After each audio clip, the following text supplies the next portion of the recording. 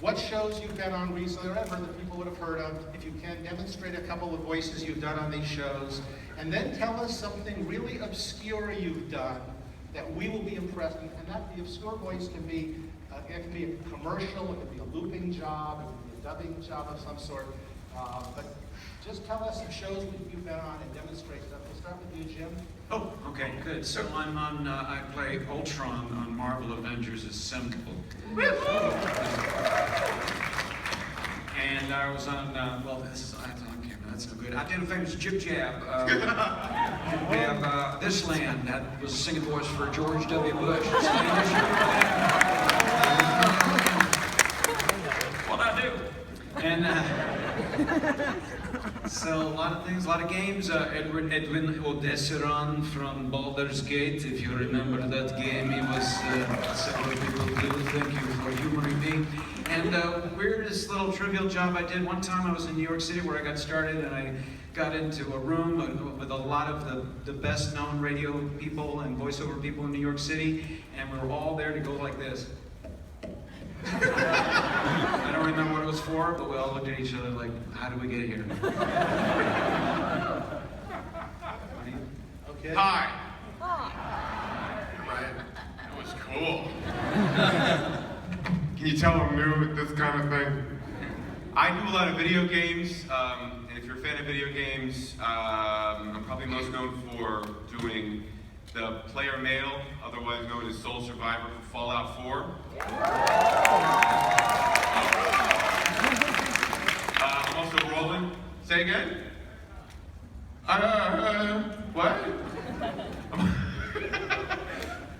That's NDA. I'm sorry. I can't say. Roland in Halo 5 Guardians, and I actually have a cartoon voice amongst my video game credits. I got to enter the DC universe with doing Scarecrow for Batman Unlimited Monster Mayhem. Greetings, fellow Comic-Con figs. Well, where's Batman Unlimited? Amanda Troop's in the house. Where's Amanda Troop? There's another Batman Unlimited. Dressed for Star Trek. Oh, obscure job.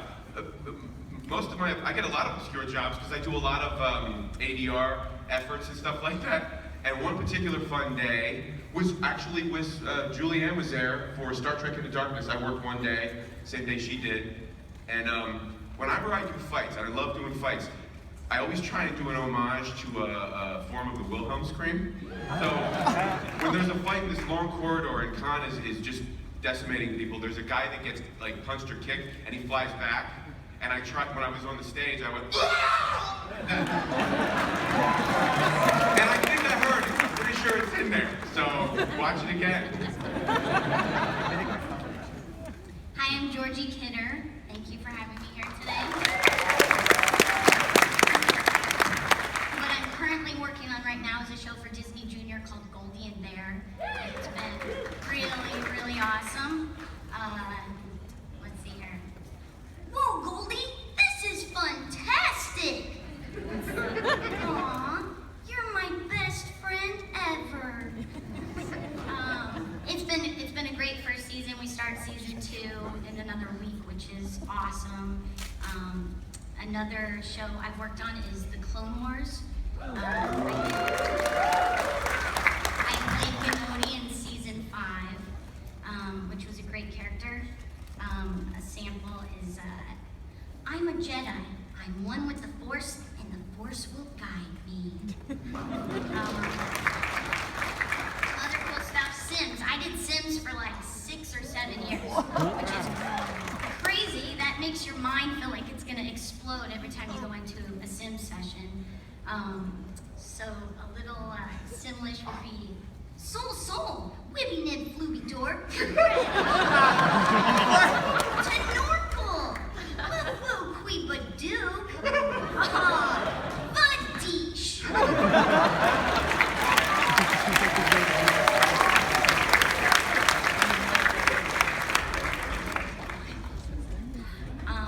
Obscure thing I've done.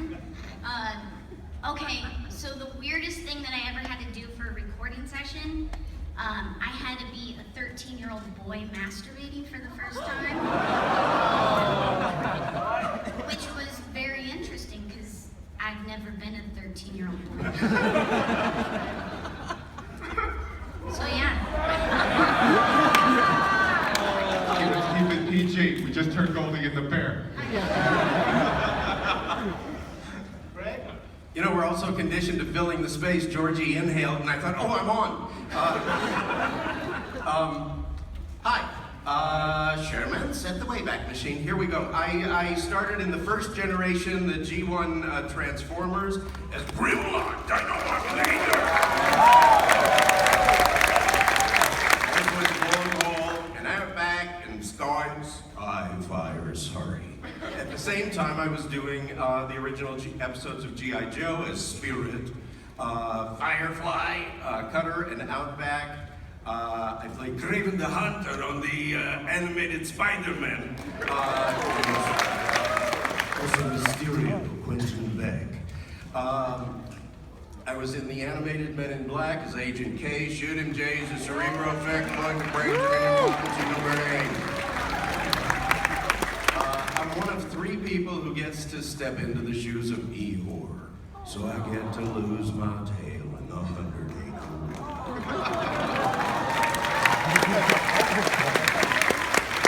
On the Garfield show, I'm Squeak the Mouse, who's the only mouse Garfield won't kick out of the house. And Harry the alley cat who lives in a garbage can down the street. He thinks food tastes better out of the bottom of the garbage can. And Herman Post, the mailman, who doesn't like to go to the Arbuckle house because that cat. Video games. You missed one. You missed one. Oh, and since the very first animated special, I've had the great good fortune of barking and slurping Odie.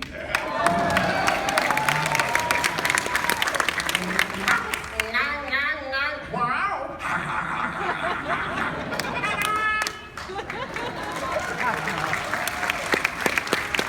Gaming, I'm Sir Jacked in Final Fantasy, Dugadoo and Conrad in Guild Wars 2. I was also in Baldur's Gate, Hunter in Spyro. I try to show up, and everything new has the same title, which is non-disclosure agreement. None of us are able to talk about what we're working on now.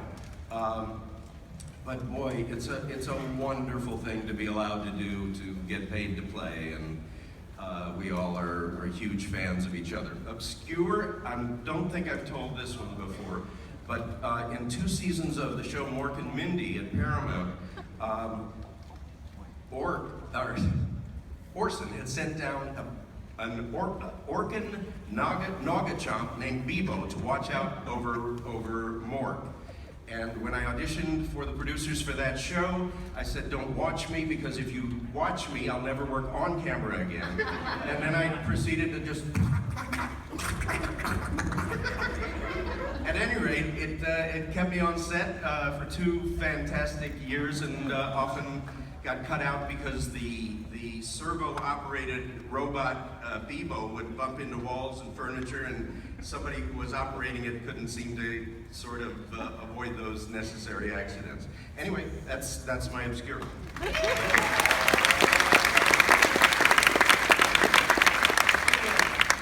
I just have him up here because I love this game, Pokemon Go.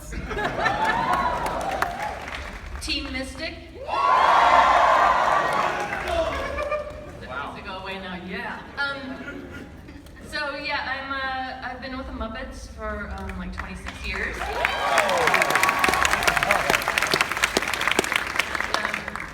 I'm so sad about the series that it's gone, but I played Yolanda the Rat. Yeah, the Rizzo, the ring that Rizzo bought me. Are you kidding? And was Denise, Kermit's new girlfriend. I'm sorry. I hope Yolanda makes up for that. But I was also the puppet Debbie, who was on the blind date with Liam Neeson. That was fun. I also do a lot of games. StarCraft 2. I'm the adjutant. nuclear launch detected. I don't know, Sid the Science Kid? I do Grandma. Oh! The most annoying laugh ever. And May. And Anko Midarashi in Naruto. And in Marvel Heroes, I do Black Widow, but I do the Russian version. One of the only Russian Black Widows out there.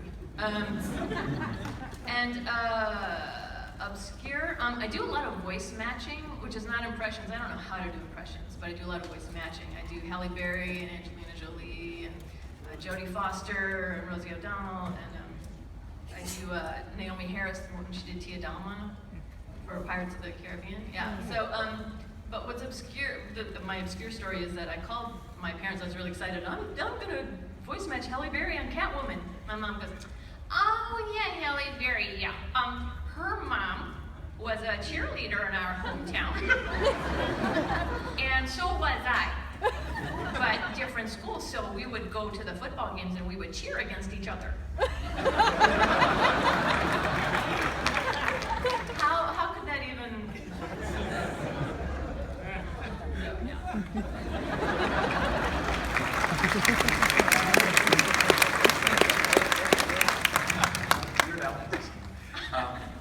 Hi, I'm Phil.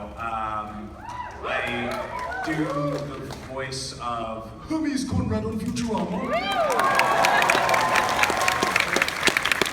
John Stewart, the most successful Green Lantern I've been.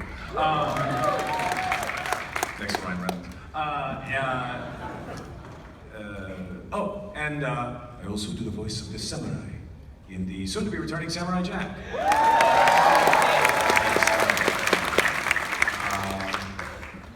And it's funny that you mentioned the voice matching thing, because as far as an obscure thing, well, once on Mad TV, because we did a lot of impressions on that show. I did Chris Rock. I did the voice of Eddie Murphy sometimes. Actually, Ari Spears did that, and I stole that impression from Eddie Murphy. I stole the impression of Eddie Murphy from Ari Spears, because Eddie Spears is a very good Eddie Murphy. But Eddie Murphy was the best Eddie Murphy.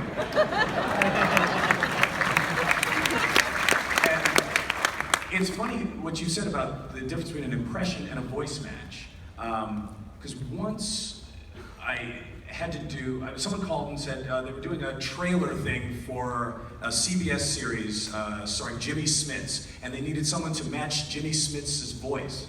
And it's like, I think to me the difference between an impression and a voice match is, an impression is someone you would think to do the voice of. Unlike Jimmy Smits. Like, nobody walks around doing, hey, watch, you listen to Jimmy Smits. Like, nobody does that. So I'm like, I don't know, maybe I can do, I was on NYPD Blue once. Let me see, how would that go? Andy, listen, man. This is serious, this is your career. And the funny thing is, that wound up coming back around when I was working on Clone Wars. They said, hey, we need someone to do Bail Organa. Apparently Jimmy Smits is busy doing the CBS series. So I began to do the voice of Bail Organa for the Clone Wars and now for Star Wars Rebels.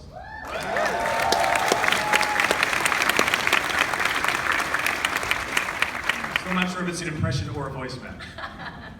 Jim, you get called in to do a lot of voice matches. And what's the biggest challenge they ever stuck you with? I've had to do. Walked in and they gave you somebody you never did before.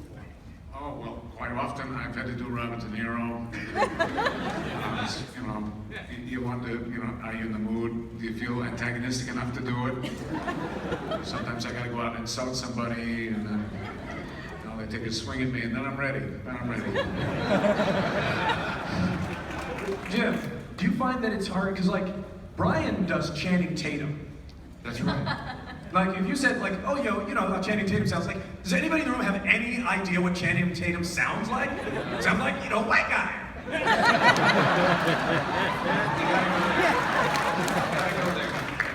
It's funny, the first time I think I worked on his thing, it was either 21 Jump Street, I did ADR on the soundstage, or it was White House Down. But White House Down, the audition file they sent. I still have it in my head. And you remember, that came out the same year as Olympus Has Fallen. It was kind of like, like Volcano and Dante's Peak, Armageddon, and Deep Impact, and then there was these two White House things. Well, this was the Channing Tatum one, and the file was, you were the only one with those codes. So what happened? You give him the codes, he makes you president. Like, that's how, that is in my head now forever. You were the only one with those codes. That sentence is now seared into my mind. There's no there. But that sounds exactly like it. And what's funny is you can't get lazy with Channing, where you go into Mark Wahlberg.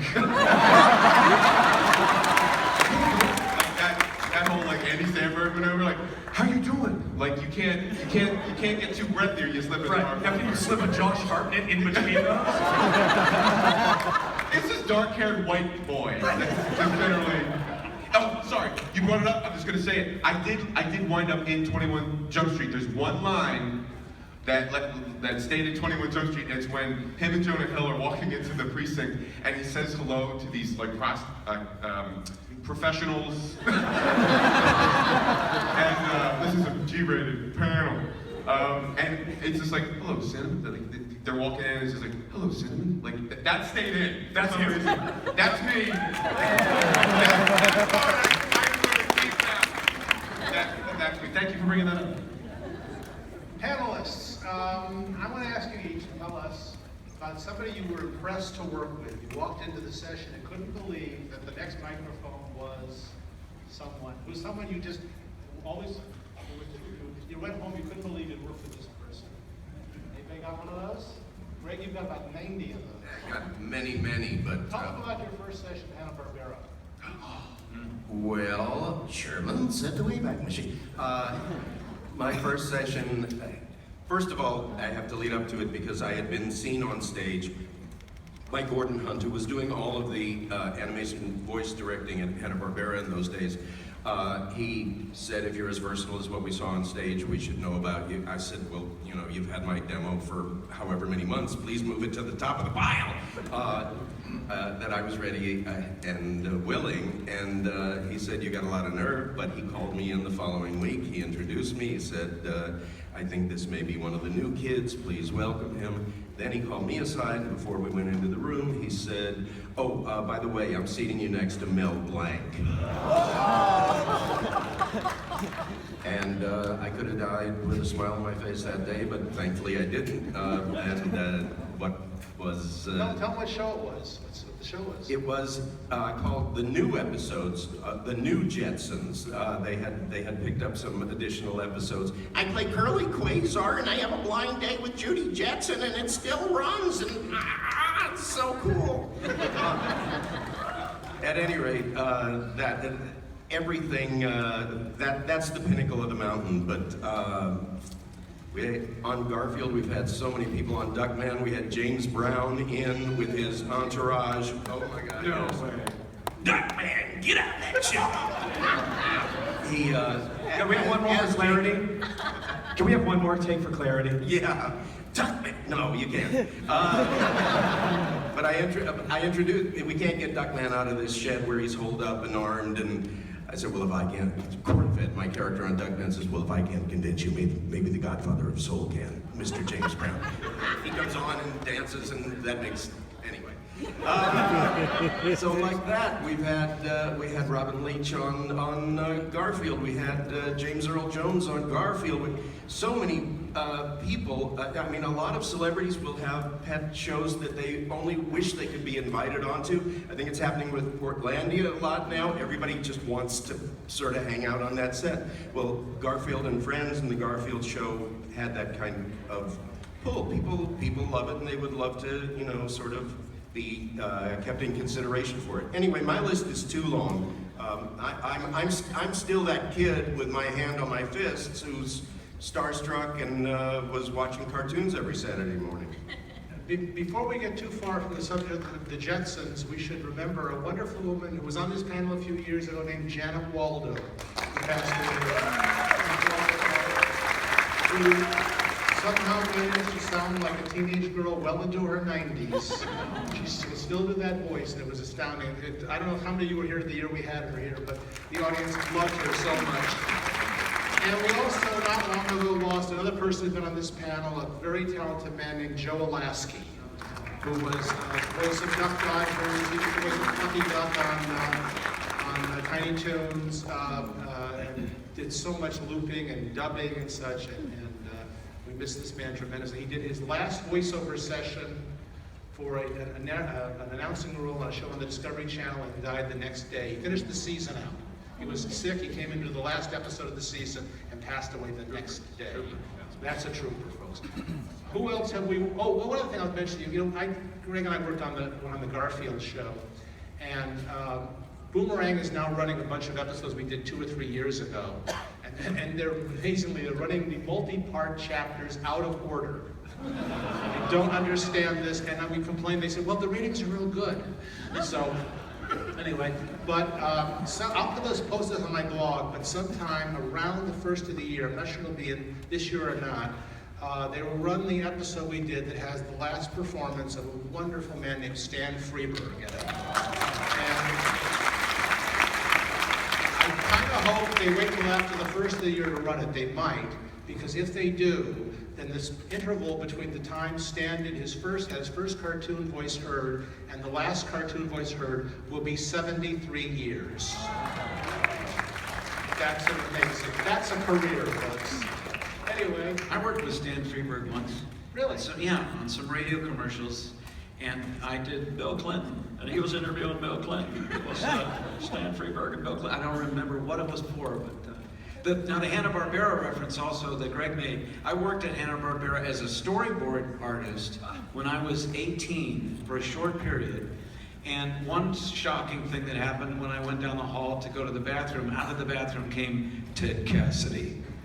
Who played Lurch in the Addams Family, and he also had a thriving voiceover career, and he was about 7.5 feet tall, and broad, and spooky. He was doing the voice of the roars for Godzilla. Godzilla? Oh, the Godzilla too, yeah, that would have been on at that time, yeah. He did the first season, then he passed away, and they brought in people to audition to do the roars. And they brought in everybody in the world to do these roars. They had everybody came in and roared to try to sound just like Ted Cassidy. And they finally picked an actor, a friend of mine, an actor named Stanley Ralph Ross was picked to do the voice of him. And Stanley Ralph Ross is the guy Frank Welker was imitating when he did Dr. Claw on the Inspector Gadget series. And Stanley was so proud of this. And then one day I said to the producer of the show, why are you auditioning people? Don't you have like hours of Ted Cassidy roaring? And they went, oh yeah, we could just use those. Yeah, we recorded it. And Stanley, to his dying day, never knew that I'd cost him the job. Who else? We worked with, we were really impressed with. Right? Frank Welker was brought up. I got, right? Megatron, Grimlock, it's like my childhood. Every animal and every... But I know, right? But I got I booked like one of those like villains in a Fruit Loops commercial, you know? And who were the nephews but Jim Cummings and Frank Welker, and they came in right after I was leaving, and I thought my head was going to explode, and I was just like amazing. That was a good day at work. That was pretty fun. Yes. I was racking my brain trying to think of one, because the Muppets consistently work with such amazing people, but really I realized that I'm still absolutely stunned by the Muppet performers every time. And every time I see Kermit, right?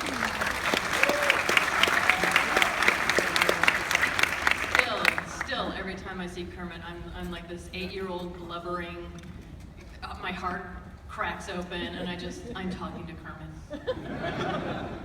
And I still can't believe it. They are the most kind, generous, humble, hardworking, and talented performers, I think. Well, for me, in the industry.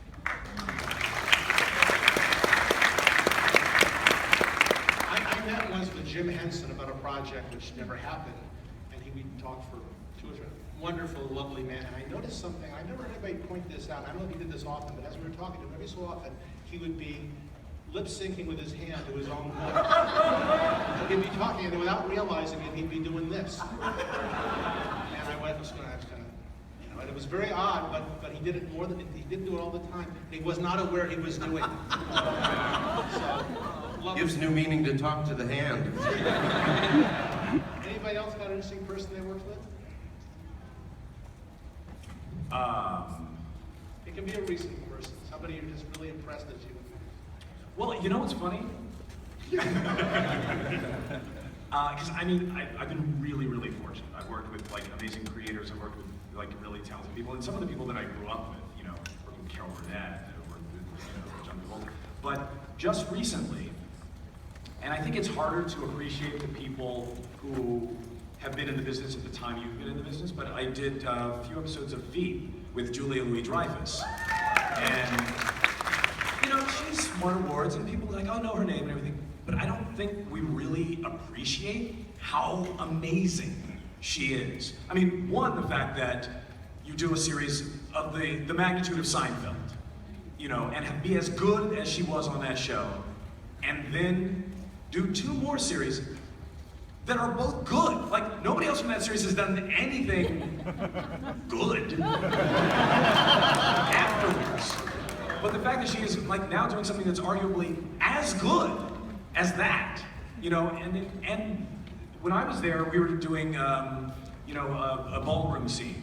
She's been playing the president in a ball gown and heels, and you know, they're writing lines and they're improvising, and she's also a producer on the show. So she would do a scene, and then kick off her heels, run around to the other room, watch the replay of the scene, get notes from the writers, and then put her heels back on, run back and do the next take.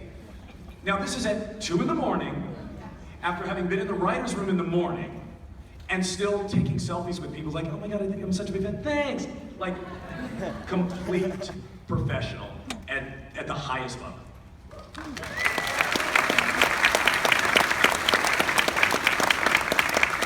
The only time my agent ever came to a recording session was in a Garfield, Greg will remember this, we had Don Knotts on the show. Is that right? Don's vision was not good the last few years, so what we had to do, we put it next to Greg, and Greg would read the line for him, and then Don would Memorize the line. would just repeat the line. Greg would read the line. Shut up, bro.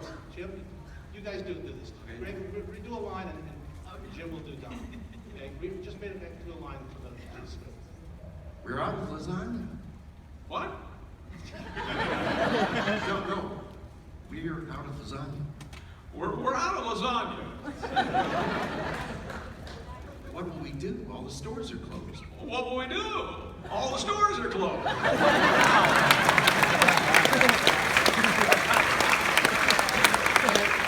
As we went through the session, I had to keep stopping because Don started sounding more like Greg, and Greg started sounding more like Don. Transference. We're going to show you how these people do what they do. We're going to do a reading now, and folks, those of you who come to Cowell's Pass will be happy to know we have a brand new script. We're not sure. This is called a cold reading, and it doesn't work exactly like this in a real recording session because in the real recording session, they have to kind of more or less follow the lines that are written, and here they can do whatever they want with the material. I found a very dull radio script of a fairy tale, and I cut it down to size, and we're going to sign the roles out. I'm going to play director here. Remember, these people have never seen this script before. We've not met before. Never been here. And Here now. we're going to tell you now in 100 lines the story of Rapunzel. All right? Spoiler alert. Take a script and pass it down. I will sign the roles out. All right? Now, we're dividing the narrator part, because there's so many narrator lines, into 2 people. Jim and Brian will play be the narrators. Narrator 1 is Brian. Narrator 2 is Jim. Oh, okay. And you guys will get these little cards here. I'll talk loudly. I'll say straight from the microphone here.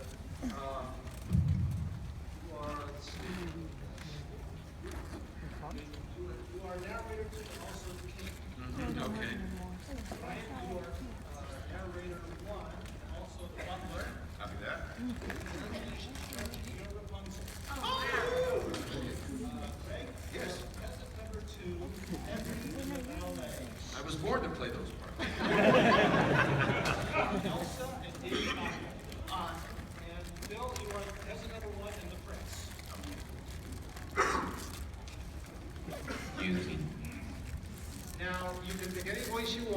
can change it in midstream if you want. If you don't like what you're doing, just change it to something else. It doesn't matter. And the two narrators must read every line in a different voice. And I would like Jim to read every one as a different celebrity. And I would like Brian to read every one as a different kind of announcer. A different kind of narrator voice. Right? We'll give them just a moment to mark their script. We're not enough time. In the meantime, I'm going to tell you about another panel, two other panels. Tomorrow in room 6A at 11:30, you will hear the same script read by a whole different cast of wonderful people. We've got Fred Tatasciore, we've got Trevor Duvall, we've got Dee Bradley Baker, we've got Vicki Lewis, and Debbie Derryberry. We'll be reading the same script, which they have never heard before. I hope none of them are here. And it'll be the same kind of basic panel with just, other brilliant people. Later in that day, at 3 o'clock, we'll do a panel that I do every year called The Business of Cartoon Voices. I do this because I have a personal grudge against some of the talent coaches and teachers and people who charge kids a lot of money to give them worthless lessons. You give me all your money and I will give you Rob Paulson's career. There are some wonderfully good people out there, and there's also some real exploiters of talent who I think are just basically ripping people off with bad advice or overpriced employees. We will have at 2 o'clock in room 25AB, 3 o'clock in room 25AB, we will have the best talent agent in the business, Mr. Paul Doherty. Is Paul here anywhere at the moment? That's Paul Doherty, ladies and gentlemen. How many people are on this panel are represented by Paul's agency? Okay, five out of 6. Well, we should check. Are we still? And where's Kathy? The agent handles from day to day. Is Kathy Lizio here someplace? Yes, where is she? Where's Yay! Yes, right there. That's Kathy Lizio. And we'll be talking with Paul's going to talk about the business, and we're going to have Dee Bradley Baker and Debbie Derryberry also. That's not a panel done entertainment. We're not going to do funny voices there. We're going to tell you hard truths about agents and managers and demos and casting and what the business really. We disillusion a lot of people, but I think we've helped. There are actually a few people who came to those panels when we started doing them who now have real careers. So anyway, that's tomorrow. Are we sufficiently marked, folks? Let's go. Yep. All right. We will start. I believe Brian has the first line. Ladies and gentlemen, the story of, and you can screw the copy all you want. The story of Rapunzel.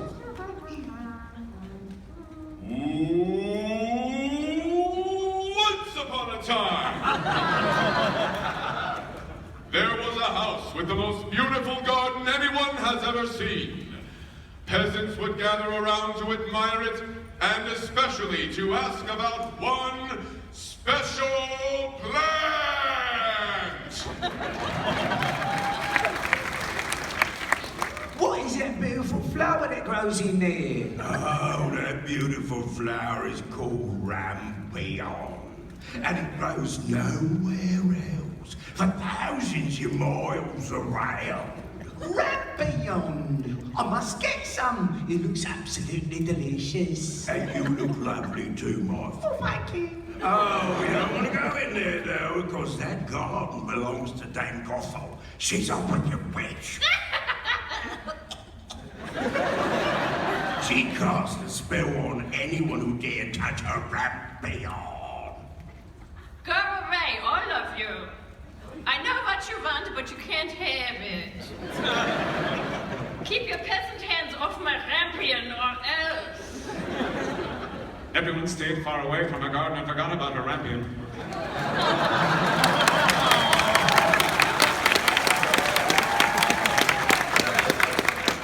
It was a pretty memorable rampion, but anyway. Everyone except the woman who lived nearby with her husband. Each day, she would look longingly at the garden. Oh, Henry. Yes? I have an overwhelming desire for a salad made from that plant. Yes, dear. But there's an evil witch, dear. And shouldn't we be focusing on having that child we've wanted for so long? You have to mention that again. Look, I know that if I do not eat the rampion, I will surely die. Then you'll never have the child. Very well, my dear. And you look lovely today, I might add. If you want it, you will have it. So Henry climbed the wall into Dame Gothel's garden and began picking rampion. That was when the witch appeared. You! How dare you come into my garden and steal my rampion? I will turn you into a disgusting creature, the lowest form of life, something like Donald Trump. I get it. Please forgive me. My wife craves rampion so badly, she will die if she doesn't have some to eat. Yeah, that's what I was trying to say. Yeah, but if you're telling me the truth, I will let you take as much rampion as you want, but on one condition. You must give me the child, which your wife will bring into the world. I shall care for it like it's I'm his natural mother. That seems really severe. No, I can't do that. Then prepare to become a warthog, or worse, Donald Trump! No, I'll take the warthog, please. I beg you, don't do that. I promise the child will be yours. The deal was made. I want to tell you, it was a really terrific deal. It was spectacular. The wife got her rampion. Okay, months later, listen to this is important. Months later, the couple finally did have a beautiful child. Beautiful. Here is the daughter I give to you, Henry. That was when the witch appeared. There is the daughter that you will give to me. She is mine, and I shall name her Rapunzel.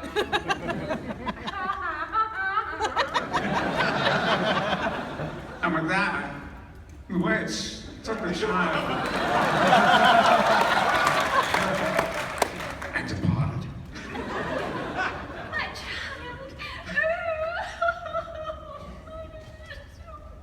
In the years that followed, Rapunzel grew into a beautiful young woman. All day she would sit in the sun and sing as she brushed her long golden hair. La la la la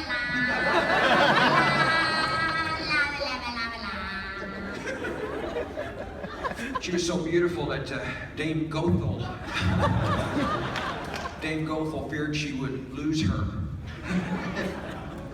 How she is beautiful. Servants! Where are my servants? You called for us, madam? Look, someday soon a man should happen to take my beloved Rapunzel from me because she's so stunning. This is the way of nature, Madame. I must prevent it. I want you and the other servants, okay, to build this tower for me. You get the idea of this tower? Then 20 feet high in the middle of the forest where nobody could find her. Okay? How many doors would you like to have? 2 or 3? No doors, okay? No doors, but one small window in the room at the top, okay? Just one window, and there I shall keep my child forever.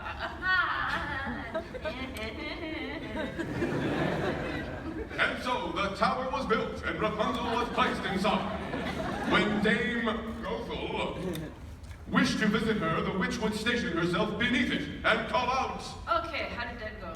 Rapunzel, Rapunzel, let down your hair so that I may climb the golden stair. Okay? Come on. Yes, Mother. Let me unfasten my braided tresses so that you can climb my hair, okay? Yeah. All right, hold on. All right. Here they come. Oh! All right. Ah, can we with it? Oh, my sciatica. All right.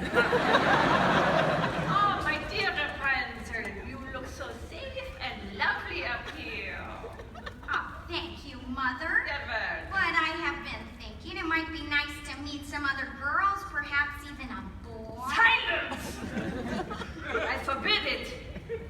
But you will not be lonely. I shall visit you at least once a week. As you wish, Mother.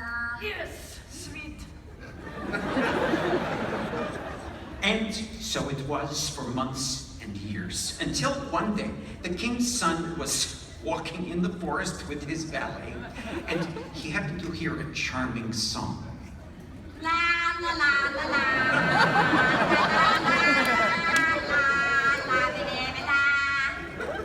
Isn't it beautiful? Oh, what a beautiful song. Valet of mine. Oh, they're singing so lovely. Trust me, sire, I know not. But it would seem to be emanating from that tower over there. So it is. I must see the face of one who possesses such a wonderful voice. How do I gain entrance? I don't see a ticket taker. There appears to be no doors into the tower and no stairs. They searched in vain for a solution, but finally, he was forced to return to the castle unfulfilled. I'm so unfulfilled. For days after, he was haunted by the memory of the voice, even when dining with his father, the king. My son, you're not paying attention. I'm sorry, Father. I'm just so unfulfilled, man. I just keep hearing. la la la la la la la la la.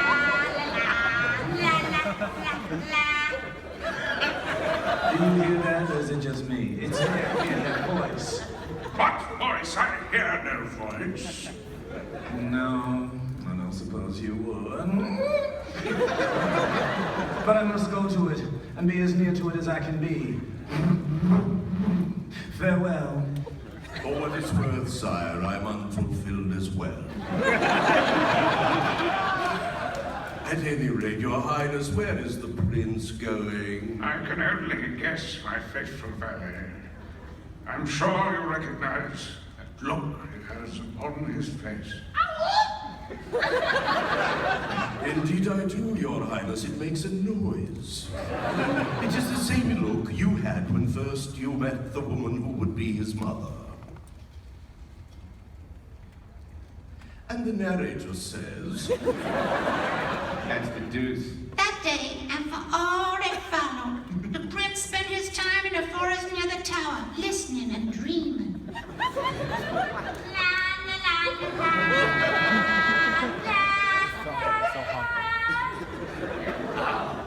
It was both comforting and agonizing.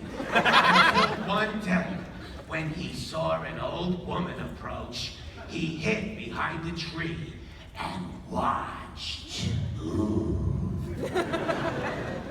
right, how does this go again with this? Rapunzel, Rapunzel, let down your hair so that I may... Oh, just let it down. All right. Thank you. Here it comes, Mother. He watched the woman climb over into the tower, remain there for a few minutes, then leave. Once she was gone, he knew what he had to do. I know what I have to do. Rapunzel, Rapunzel, let down your hair, so that I may climb the golden stair. Okay, who are you? I am Prince Oscar. Now, I am a man who loves you. Okay, then, I guess I'll let down my hair. Wow, that was easy. Immediately, the hair descended, and the king's son ascended. So you say you're the prince, huh? That's what I said. Okay, well, that you're descended from royalty or something? I am ascending, I am descending, whatever you want, baby. I am, and my heart is yours. I have never seen anybody as beautiful as you. Will you come live with me in my kingdom? Yes, of course I will, silly. Oh, it's settled. Just let down your hair and we'll be off. But I cannot climb down on my own hair. Wow, this is a philosophical conundrum. I did not think of that. Wow, this plan is really not going how I thought. All right, let me climb down your hair and go get help. He slid down her locks, but when he reached the ground, the witch was waiting for him. Surprise. So, you have come to take my Rapunzel. Now you will never see her again. Okay, no, that's weird. I didn't even ask her name, but wow, okay. Then she cast a spell, robbing him of his sight. I cannot see. For years he would wander in the woods, eating only plants, roots, and berries. Meanwhile, in the tower... You wicked child. I thought I separated you from the world, but you were ready to leave me. Your mother, that's not really your mother. But for that, I will cut off your beautiful hair. No. Yeah. Please, no, stop. In her anger, the witch cut Rapunzel's beautiful dresses, and she took her to a desert where she lived in great grief and misery. One day, a stranger lacking in sight stumbled upon her. Forgive me, whoever you are, for I cannot see.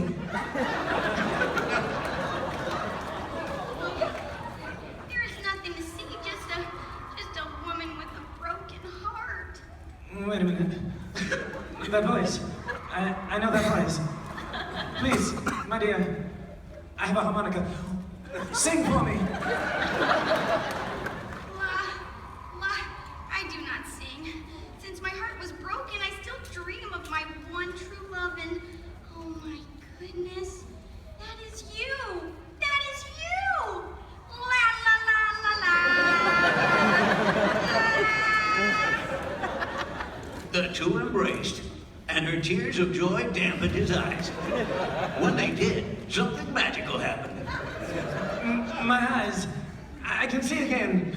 I can see you, and oh, thank God you're beautiful.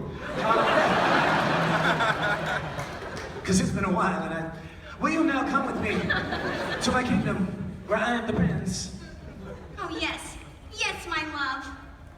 Off they sped to his kingdom, where the prince heard the sad news. In your absence, sire, your father the king has passed gas. I'm sorry. Your father the king has passed. My heart grieves for my father. We have been without a monarch, praying that you would someday return. Now that you have, the throne is yours, providing, of course, that you are married. Oh, yeah, no, I am, totally. That is, yeah, no, I will be if my beloved, oh God, what was that name? It's a really weird name. Rapunzel will be my bride. Yes, yes, of course. You sure? You sure this is better than being bald in the desert?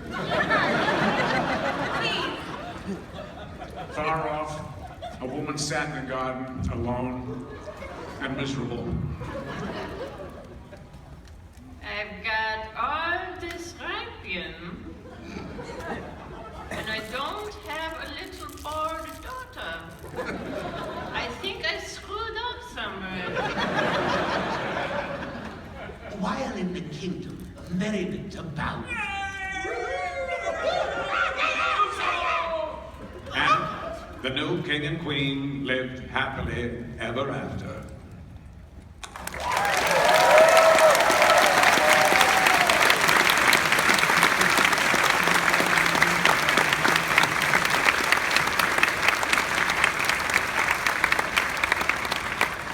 Now, that's not the way it usually goes in a recording session, because you do smaller chunks and smaller pieces. You have a better idea where you're going in advance, and you have some idea, and you have to kind of stick to the script. But when we do this, I always want to make the point that if you just left the actors alone, they would create. If it doesn't come out wonderful, you hired the wrong actors, and obviously these are the right actors.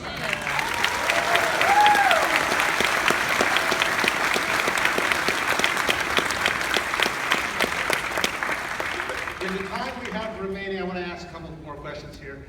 Could someone tell me a story about the voice session from hell where you went home unable to speak for 3 days? Video games require a lot of screaming, a lot of yelling, a lot of doing 112 variations on the same line, and often you are strapped up with motion capture Somebody tell them how motion capture works. Well, motion capture is really, really interesting, I'm gonna say. Because you guys know about acting. You learn your lines, you perform. Now imagine if, in addition to learning your lines and making a character choice and putting your emotions out there, you're also stuck in a scuba suit with a bicycle helmet strapped to your head. And the bicycle helmet has an armature that comes around, and there's a light blaring into your eyes, and a little camera that is filming your face in a fisheye lens, which is about the least flattering way you could ever be seen. Like, take your, like your phone turns around and does the camera of it. If you put that under your nose and take a picture of it, that's what this camera is doing. And you basically have to go through all of those hoops and still act and perform. It's, not the best part, but the worst part is there's nobody else on set. There's no crew. The cameras are just hung up there. There's no lighting. So normally on a movie set, you do your scene and then you wait 40 minutes for the guys to change the lights. We did the scene and then okay, that was great.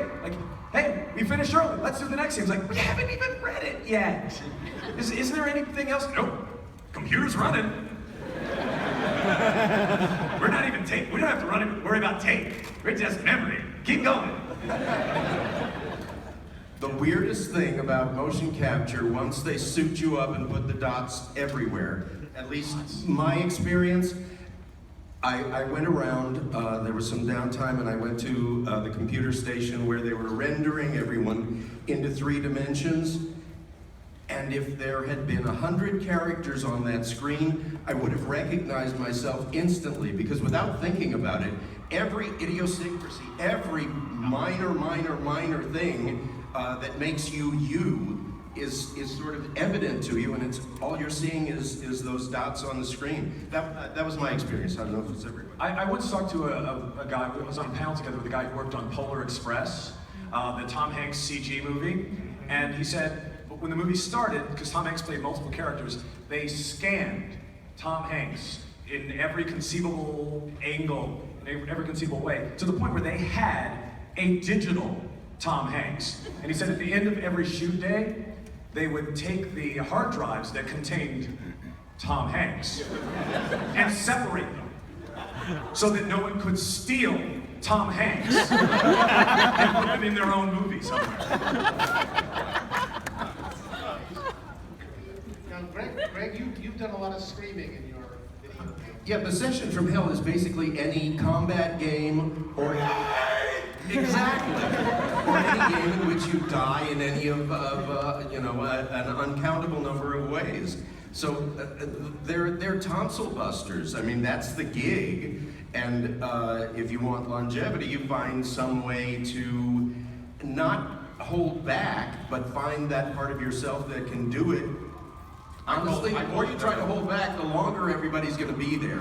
Because if they're creating war and combat, it's got to be full out, and you've got to be that person. Well, you mean basically the director is not happy until it sounds like it hurts. Exactly. No, that was really loud. That sounded painful. One more. You know what? The secret I found is asking Kathy to make it Friday afternoon at 5. Yes. Then you have 2 days to recover. That's the closest to a secret I have. And sometimes it works out, sometimes it doesn't. But yeah, that's the only thing I've figured out. Well, I'm going to start a movement to create stunt voice actors. Because, I mean, in feature films, you don't need to see Harrison Ford's face. If his character falls out of a building, you don't need to see Harrison Ford hit the car. You know what? And I did the same thing, there's an actor like Greg who can deliver a character and give you all of this, emotion and expression. You don't need to hear him be electrocuted. We all sound pretty much the same when we're being electrocuted. Well, let's do a demonstration here. Because I think people, Because it's the end of the Saturday. I think people be interested in. Also, I want us to annoy the people in the next room. The whole time, okay? Let us have participation. This is voluntary.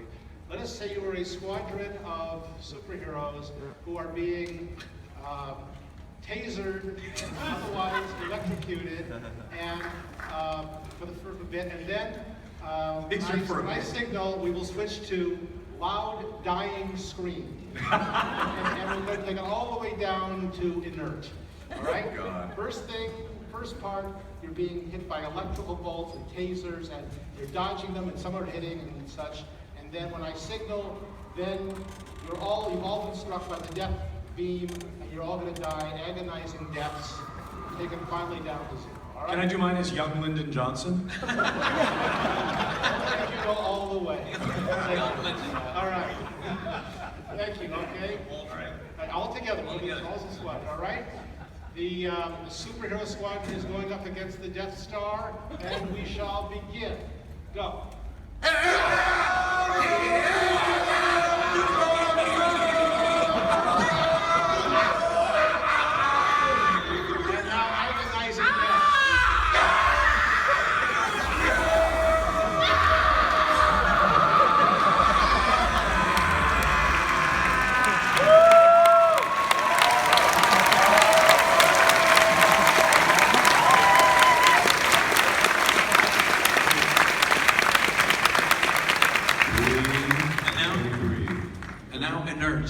That sounded so much like Halle Berry screaming. Exactly like that.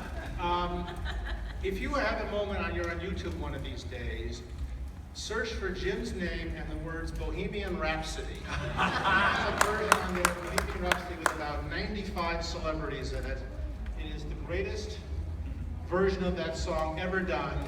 And it's just amazing. How many different impressions do you have in your active catalog?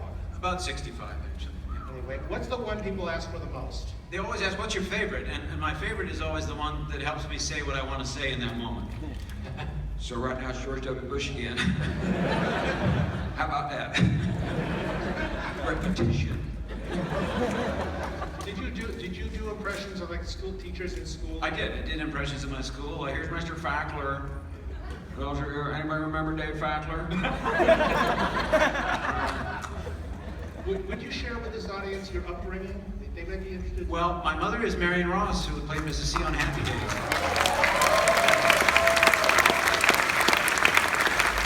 She's 87. She says hi to everybody. She's still doing great. I just saw her the other night. She sends her love. We lost Gary Marshall this week, which was a big tragedy. Gary Marshall, as everybody knows, was the great originator of The Odd Couple and directed Pretty Woman and a lot of other things. But he certainly changed our lives. And I think, talk about a loss, I think he's a guy that influenced the culture in such a great way, in ways that we don't even really perceive, with Happy Days, Mork and Mindy, Laverne and Shirley, and all the Princess Diaries. A wonderful actor in an Albert Brooks movie called Lost in America. We can't give the money back. You lost the money. When did you start doing impressions? What professionally? Oh, professionally, rather late in life.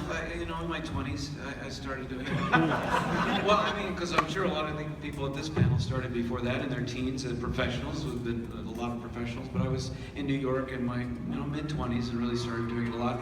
And then lately, I started really doing it more often because it gets me a lot of attention. Thank you for looking at me. And I had a viral video at my YouTube channel. Has quite a few nice impression videos. I welcome you there. You're all invited, by the way, free of charge, to my YouTube channel. And I did Shakespeare and Celebrity Voices went viral. That was the first big one, where I did a speech from Richard III and 24 celebrity voices. Give us one. Well, Richard Burton, for example, is sort of a no-brainer for Shakespeare, isn't he? Richard Burton had a sort of voice, could nail a wall 20 miles away. And also be very soft, very subtle. And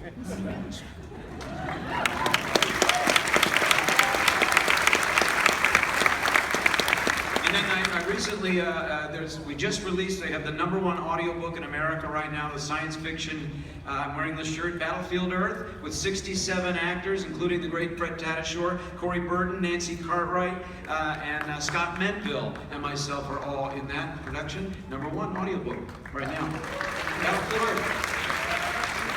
So I'm Fred Tatasciore on the panel tomorrow. Or is Fred here right now? Is Fred Fred here? Fred? Okay. I'm not here right Yeah. Oh, sorry, Freddie couldn't make it. We'll Zoom. Juliette, did you start doing puppets before voices or voices before puppets? Puppets before voices. I didn't expect to do puppets. I didn't know where that came from. It was a surprise career turn, and I'm so happy that it happened. No, I just met a bunch of Muppet people. I was the hostessing. I came out here to do acting, and there were a bunch of Muppet people sitting at a table. They had little, Henson jackets, and I'm like, you guys are amazing. Thank you for what you do. I just want to say, love your stuff. And they're like, come up and meet Jim. He's a really nice guy. What did you just say to me? Like, we need women. Come on. Yeah, I was like, I'm lucky to be one of the few female Muppet performers.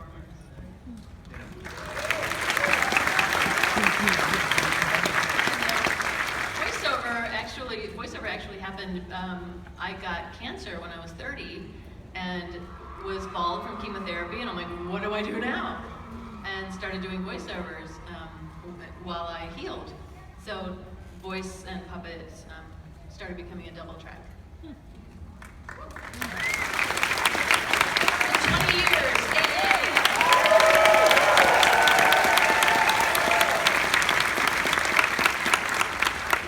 George, you must have had a lot of people telling you should do cartoon voices when they met you.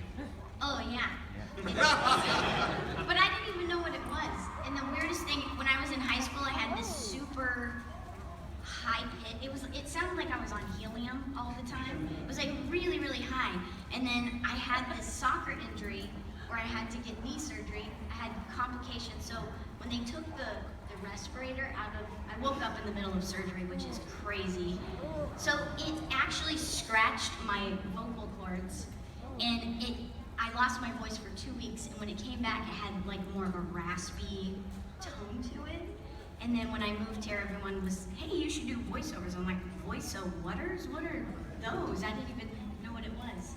And then I ended up studying with Sue Blue and Cynthia Sanjay, doing my demo, and then it just kind of slowly started happening. What percentage of the things you do are boys? What percentage? What percentage do you male characters female versus female? Because they need women that sound like young boys a lot. I'd say probably 80% of the time is like boy voices, very young kid voices. So. Does this cause any confusion to people around you? Do people understand that you're the voice of that male character? Yeah, the only confusion it has is for my husband when I'm in bed with him. Especially when she acts like a 13-year-old boy discovering things. Exactly. Yeah, I practice with him all the time. She does voice for a living. And you can too, if you take it in a good way. All right, let me just draw the line. Okay, Brian, tell us when did you decide you wanted to be voiceover? I did. You know who decided? That lady is in the room. Kathy? Kathy Lizio, CESD Talent Agency in LA. We moved out here in 2000, north of here in LA, in 2005, and I was working at a video store when they existed, 2020 Video, and my wife got a job at an agency in West LA. Guess where? So she came home very intimidated. It was a very, very beautiful building with marble things and indoor palm trees and skylights, and she says, they're way out of our league. And she kind of like, after a couple months, she kind of like took the plunge, vouched for me to her department, which was, she worked in the on-camera commercial department, and the adjacent department is the voiceover department. So after I started booking in on camera, Kathy Lizio, whom I love, was passing my wife, who still worked there at the time, in the hallway. Kathy spun around and says, "Oh yeah, Rebecca," that's my wife. "When is Brian going to come in and audition for us?" And my wife's jaw dropped because she was aware, I wasn't, at how awesome that opportunity is and how exclusive voiceover is. And she comes home and she says, "Don't screw this up." Kathy's giving you plenty of time. You put an audition together, and she helped me write a script, and I auditioned, and then I didn't move here for that, but it's the best job in the world, and I have CESD and my wife getting a job and being awesome to thank for that, because I didn't know much. It was Animaniacs, Tiny Toons, and Mel Blanc. You know what I mean? Like, I didn't understand the world, but Kathy, Pat Brady, they just opened up the world of what ADR was, what looping, what loop groups were. That you can be, like in mocap, Kathy booked me on my first mocap job. I was like a little hologram guy that didn't walk around in the Lycra scuba suit, but I got to do an extra part as a Marine getting shot by Promethean Knights in Halo 4, and it was like I was in an action movie as a voice actor. It was awesome, so CESD. What was the very first job you booked? I never told this story with Kathy in the room before. No, it's not bad. It's not bad story. It's just like I don't like to be too self-deprecating. My wife says, "No, you're good. Don't tell people that you felt bad about what you did. You know, just fake it till you make it." You know what I mean? The first job I booked was Seth Rogen voice match for Master Manus in the Kung Fu Panda video game. Wait. So I booked the job, and I'm convinced. Even though my wife says, you got the job, move on, which is good advice. That's what the agents would say, just think, whatever, next booking, right? So I got the job because I could go, "Okay, sorry," and that's it.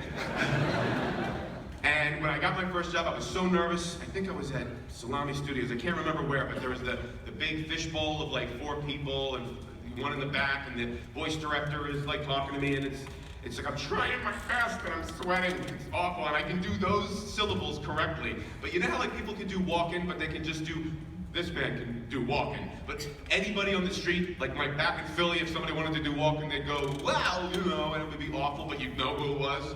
Like, there's this whole middle territory that people like Jim can do or Nolan North can do. I didn't have any middle territory on Seth Rogen. So it was one of those things where it was just like, I think I psyched myself out into like just flatlining everything other than, "Okay, sorry," and that's it. He doesn't even sound like that anymore, by the way. This is like 10 years ago. But that was my first job, and it was rough for me, but after that, I got more comfortable and smooth sailing up after that, so. That's great. Well, anyway, we're going to wrap this up here in a minute. Tomorrow in room 6A at 11:30, you'll hear another bunch of talented people reading the same script. It will sound completely different. You'll hear about their story, and we'll probably get them to all die for you in horrendous death. Tomorrow at 3 o'clock in room 25AB, the Business of Cartoon Voices. If you're interested in that, get there early, because that one does tend to fill up. Would you join me in thanking Mr. Greg? Hold on, Greg. Just quickly, and I meant to say it before, please come say hi one-on-one. I'll be in booth 2343 for Entertainment Earth tonight between 4 and 5 signing, and I'll be signing in 4118 Shout Factory tomorrow from 11 to 12. But I'd love to say hi one-on-one. Anyone else have a place they'll be tonight or tomorrow at the convention?